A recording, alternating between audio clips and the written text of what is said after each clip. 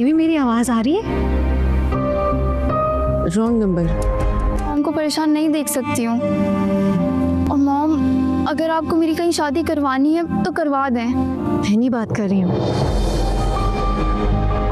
मगर किसी ऐसी जगह जहाँ हम दोनों एक दूसरे से बहुत दूर हों। हेलो निमी। नूरे हानिया को बहुत ज़्यादा तंग करने लगी है। नूरे की हरकतें दिन ब दिन बद से बदतर होती जा रही हैं। हर रोज़ का लड़ाई झगड़ा, किसी न किसी से पंगा। इस वक्त को देखते हुए रज़िया हानिया को मशवरा देगी कि उसे अपनी बेटी की शादी कर देनी चाहिए। शादी होगी तभी ये लड़की ठीक हो सकेगी। हानिया को भी यही लगता है कि उसकी माँ बिल्कुल सही मशवरा दे रही है, इसीलिए वो नूरे से कहेगी कि अगर तुम अपनी हरकतों से बाज नहीं आई तो फिर मैं तुम्हारी शादी कर दूंगी।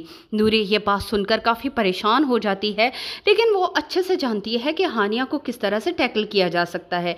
इसीलिए अपनी नानी की बातों का असर ज़ायल करने के लिए नूरे अपनी माँ को इमोशनली ब्लैकमेल करेगी कि अगर आपको मेरी शादी करनी ही है तो फिर इतनी दूर कीजिएगा कि मैं आपसे मिलने भी ना आ पाऊँ।